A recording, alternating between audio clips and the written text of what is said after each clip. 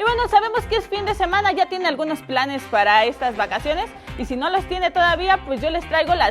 los eventos deportivos que pueden realizar este fin de semana.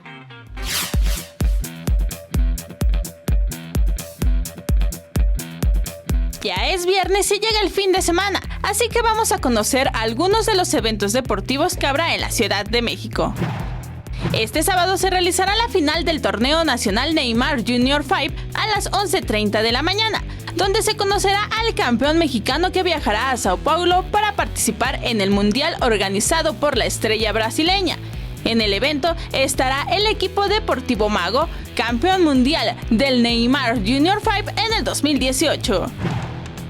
Este fin de semana sigue la actividad en Campo Marte del Logines Global Champions Tour México, donde están presentes 53 jinetes internacionales, entre ellos 25 del top 30 mundial y 6 mexicanos, que están en busca de coronarse el domingo en la Ciudad de México.